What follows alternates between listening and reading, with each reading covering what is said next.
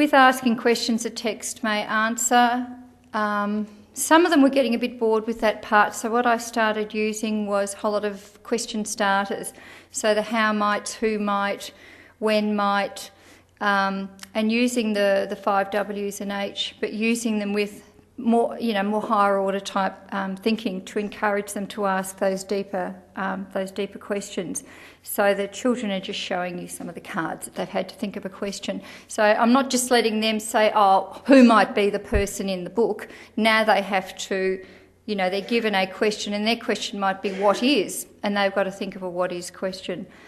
Reviewing and sharing learning has been really interesting because most of them find that the reviewing and the sharing part is very powerful, and they really enjoy telling the rest of the people what they, the rest of the class what they've been doing.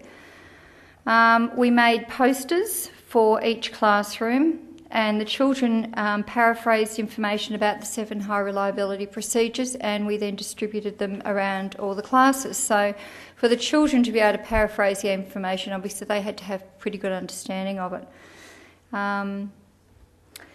So we then decided that maybe people needed just a 1-page document that they could have on their lap to help them with working through the 7 high reliability processes, and that's probably not very clear at all, but I have got that as a handout for you. And that was it's just really, really simple, and it's not meant to be detailed, and it was just so that people could have it on their lap and just to remind them what they should do next. The volunteer students who modelled the 7 high reliability processes, they were really interesting because we did a debrief after, and they really loved it. Some of them actually took over some reading group completely and went back and worked with that reading group every day for 2 weeks and took the kids through the whole book. One group came back to me and said, oh, the book they had was too easy. We think they should be reading Harry Potter. It was a grade 1. And I said, oh, do you think that them going through Harry Potter, oh, yeah, well, by the time they've done GKR, they'll be fine with Harry Potter.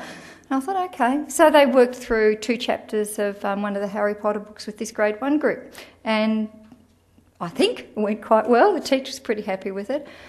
So here's some students working with, this is a group of prep children, working with some of the grade 5, 6 students doing the 7 high reliability processes.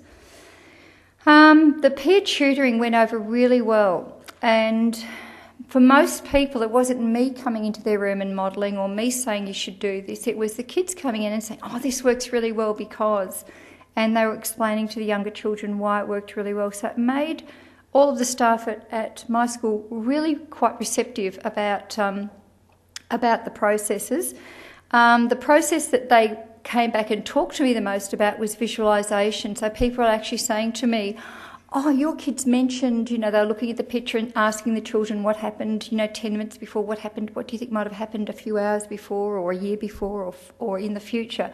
And that was the one that they then were asking me. I wasn't having to say to them, well, what do you want me to teach you? They were saying, oh, tell me more about visualisation, which was really good. Very happy little child. I just like that photo. We then, with the staff meeting demonstration, I particularly selected students that I knew the rest of the staff would view as being, shall I call them, challenging. The interesting students who in the yard aren't always the most beautifully behaved, and probably in specialist lessons aren't always easy to engage. So I chose those children and asked those children to be part of the staff meeting demonstration, because I wanted to make the message a bit more powerful. And we then worked through a VCE text from The Age about mobile phones.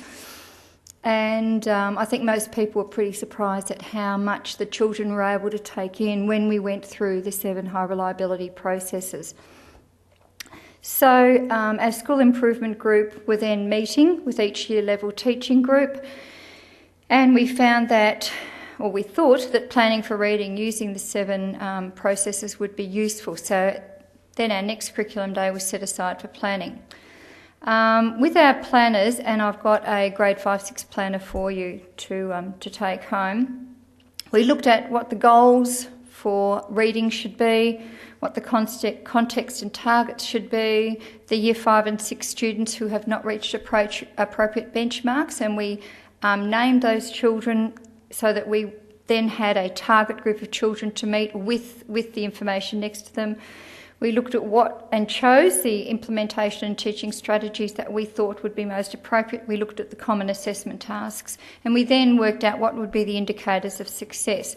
So we then incorporated the 7 high reliability teaching strategies into all areas of literacy with a week-by-week planner.